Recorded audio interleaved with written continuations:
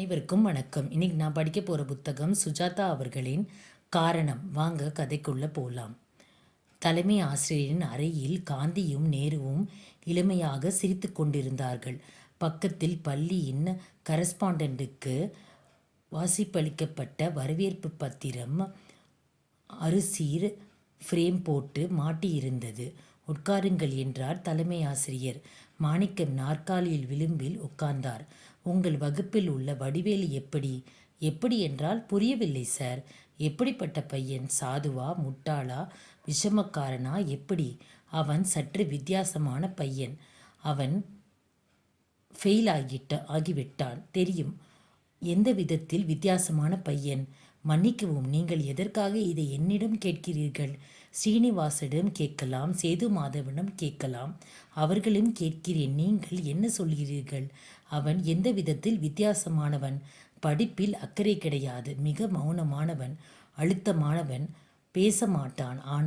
ஆனால் ஏதாவது புகார் வந்திருக்கிறதா அவனை பற்றி? அவனை பற்றி இல்லை, உங்களை பற்றி. என்னது? தலைமை ஆசிரியர் தன் மேசை அறையிலிருந்து ஒரு கடிதத்தை எடுத்து மாணிக்கத்திடம் கொடுத்தார். மாணிக் மேன்மை தயங்கி தலைமை ஆசிரியர் அவர்களுக்கு, என் மகன் வடிவேலு உங்கள் பள்ளியில் ஆசிரியர் மாணிக்கம் என்பவரை பற்றி என்னிடம் வந்து சொன்ன ஒரு சம்பவத்தை பற்றி உங்களுக்கு எழுத வேண்டியது அவசியமாகிறது. சென்ற புதன்கிழமை என் மகன் மாணிக்கம் மதகருகே அழைத்து சென்றதாகவும் அங்கே என் மகனை மாணிக்கம் மேலும் விவரமாக படித்தார். அவர் முகத்தில் உஷ்ணம் ஏறியது.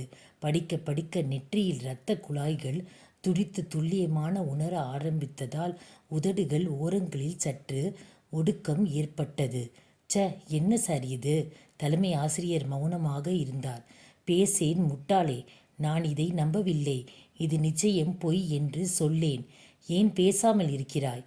சார், நீங்கள் இதை பற்றி வேறு ஆசிரியரிடம் கேட்டீர்களா? இல்லை, இன்னும் இல்லை. வேண்டாம், நான் இதற்கு பதில் சொல்கிறேன். இது என்னை பற்றி அபாண்டம்.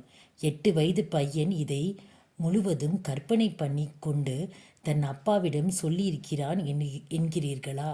இதில் சந்தேகமா? பெரிய பொய். பையன் பொய் சொல்கிறான் என்கிறீர்களா? சார், நீங்கள் கேட்கும் தோரணை சரியாக இல்லை. நீங்கள் என்னை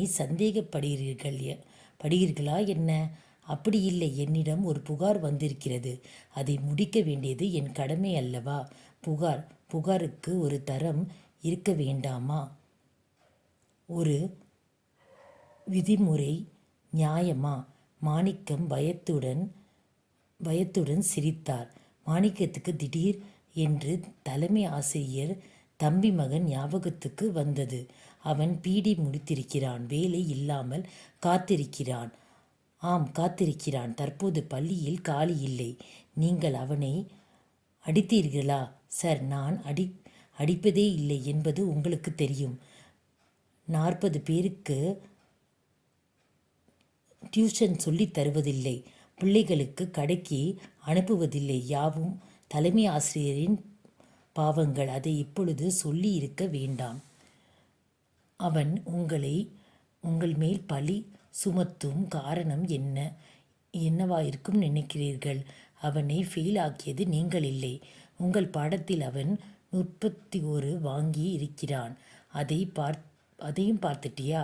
காரணமே இல்லாமல் அவன் ஏன் உங்களை பற்றி அப்படி சொல்ல வேண்டும்? காரணம் இருக்கிறது.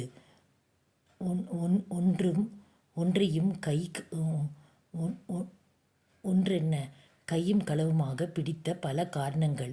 இதை இப்பொழுது அவரிடம் சொல்லலாமா? மிஸ்டர் மாணிக்கம், நீங்கள் அவனை அன்று அழைத்து சென்றீர்களா? ஆம். தனியாகவா? ஆம். எதற்கு? அவனுக்கு புத்திமதி சொல்வதற்கு, அவனுடன் பேசுவதற்கு. அவனுக்கு ராமகிருஷ்ணன் வாழ்க்கையிலிருந்து ஒரு கதை சொன்னேன். அந்த பையன் ஒரு வேண்டாம், சொல்ல வேண்டாம். சொன்னால் இவர் நம்ப போவதில்லை. நாம் பொய் சொல்கிறோம் என்று எடுத்துக்கொள்வார்.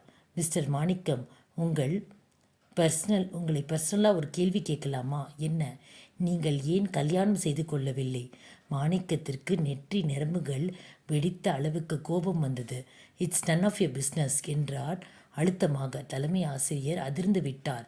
மாணிக்கம் அவ்வளவு உரக்கமாக பேசினதில்லை. சார், ஒரு நல்ல பள்ளியில் தலைமை ஆசிரியர் என்கின்ற ரீதியாக உங்களுக்கு உங்கள் ஸ்டாஃப் கொஞ்சம் நம்பிக்கை மரியாதை இருக்க வேண்டும்.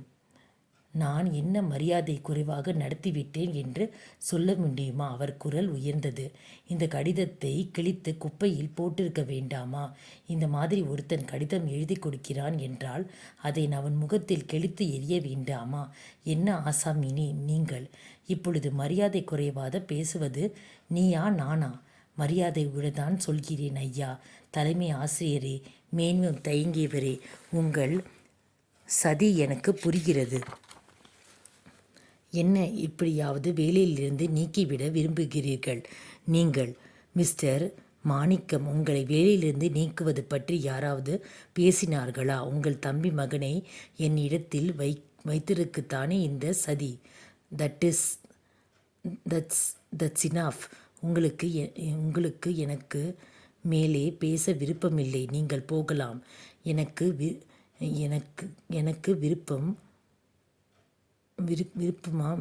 விருப்பம் மாஸ்டரே, எனக்கு விருப்பம். ரைட்டர் பணம் திருடியது எனக்கு தெரியாதா? அதை அமுக்கியது யார் என்பது எனக்கு தெரியாதா? புதிய கட்டிட கான்ட்ராக்டர் யார்? அவன் என்ன யாருக்கு கொடுத்தான்? Get out. மாணிக்கம் தன் எதிரே இருந்த அந்த ராஜினாமா கடிதத்திலிருந்து ஒரு காகிதத்தை எடுத்து எழுதி நடுவே கையெழுத்து போட்டு அவர் முகத்தில் விட்டு எறிந்துவிட்டு வெளியே வந்தார். பிஎஸ்கே இடைநிலைப்பள்ளி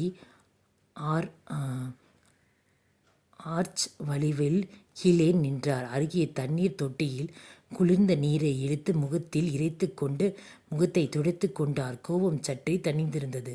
அவ்வளவுதான். பிஎஸ்கே, அவ்வளவுதான். இந்த ஊர் பிடித்திருந்தது அவருக்கு. ஸ்திரமாக இங்கே இருக்கலாம் என்றுதான் நினைத்தார். முனிசிபாலிட்டி நூலகத்தில் சில நல்ல புத்தகங்கள் இருந்தன. பூப்பந்து ஆட சமயம் இருந்தது. ஆற்றில் குளிக்க வாய்ப்பிருந்தது. அந்த விதவை செய்து போட்ட சாப்பாட்டில் ருசி இருந்தது. எல்லாம் அவ்வளவுதான். இனி வேறு ஊர், வேறு பள்ளி, வேறு தலைமை ஆசிரியர், வேறு வடிவேலு, எப்படி உன் அத்தனை இளம் மனம் இத்தனை விகாரமாக முடியும்? எப்படி இத்தனை பெரிய வயது வந்த பொய்யை உன்னால் ஜோடிக்க முடியும்? வடிவேலு 8 வயது பையன். மௌனமாக என்னை பழிவாங்கிவிட்டான். பென்சில் திருடினால் பரவாயில்லை, வீட்டு பாடங்கள் செய்யாவிட்டால் பரவாயில்லை. 8 வயது சமூக புத்தகத்தில் அந்த புஸ்தகத்தை வைத்துக்கொண்டு பொம்மை பார்த்து கொண்டிருந்தான். இது சின்ன பாவமா, மைனர் பாவமா? அப்புறம் சார், என்னவோ பண்ணான் சார். என்னை அந்த அறியா சிறுமி குரலில் அவர் மனதில் எதிரொலித்தது. இல்லை சார், இவதான் என்னை வடிவேலு மாங்காய் பறித்து தரியான்னு வித்த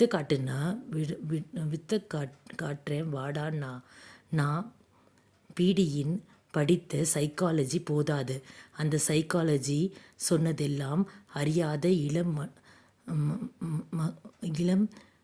மகன்களை பற்றி. முகுந்த எதிரே வந்து கொண்டு மனங்களை பற்றி. முகுந்தன் எதிரே வந்து கொண்டிருந்தான். அவரை பார்த்ததும் மரியாதையாக ஒதுங்கிக் கொண்டான். முகுந்தா, இங்கே வா. சந்தோஷத்துடன் அங்கே வந்தான். அவருடன் நடந்தான். வடிவேல் வீடு எங்கே இருக்குன்னு தெரியுமா? மெயின் ரோட்டில் போனீங்கன்னா போஸ்ட் ஆஃபீஸ் இருக்கிற தெருவில் இடது பக்கம் திரும்பி 4வது சந்தில் கடைசி வீடு. பால் டெப்போக்கு எதிர்த்தாப்புல இருக்கும். அங்கே போகணுமா? நான் காட்டட்டுமா சார்? வேண்டாம், நீ போ. எதற்காக அங்கே போகிறேன்? வடிவேலை பார்ப்பதற்கா? இல்லை, அவன் அப்பாவை பார்ப்பதற்கு. ஐயா, உங்கள் அன்பு மகன் அவ்வளவு அறியாதவன் இல்லை. அவனை நீங்கள் உடனே கவனிக்க வேண்டும். இவனை திருத்த முயன்ற எனக்கு சேதம் விளைவித்தது பரவாயில்லை. ஆனால் உங்கள் மகளுக்கு உடனே தேவை. பால் டிப்போ மூடியிருந்தது. அந்த வீடு தனியாக இருந்தது. தாழ்வான வீடு. ஜன்னல் திரை மறைத்திருந்தது. வீட்டு வாசக்கதவு அரைகுறையாக மூடியிருந்தது. வாசலில் கோலமில்லை. உள்ளே இருட்டாக இருந்தது. தட்டலாமா கூப்பிடலாமா என்று தயங்கினார். அப்பொழுது உள்ளே பேச்சு குரல் கேட்டது. வளையல் ஒலி கேட்டது. விடுங்க, என்னடி வெட்கம், அவன் பார்த்துடுறான். யாரு? உங்க மகன் வடிவேலு பாயிலா? அவன் சோடா வாங்க போயிருக்கான். என்ன உனக்கு ரொம்ப தான் வெக்கப்படுற? ஆமாம், நீங்கள் தான் எல்லாம் பார்த்துட்டீங்களே, இன்னும் நீ காட்ட வேண்டியது நிறைய இருக்கு. அப்புறம் அருவருப்பான சிரிப்பு. வெளியே வந்து நடக்க ஆரம்பித்த மாணிக்கத்திற்கு வடிவேலின் மேல் அளவில்லாத இரக்கம் ஏற்பட்டது. இந்த கதையை சுஜாதா அவர்கள் 1973 எழுதியிருக்காங்க. இவ்வளோ நேரம் கேட்ட அனைவருக்கும் நன்றி.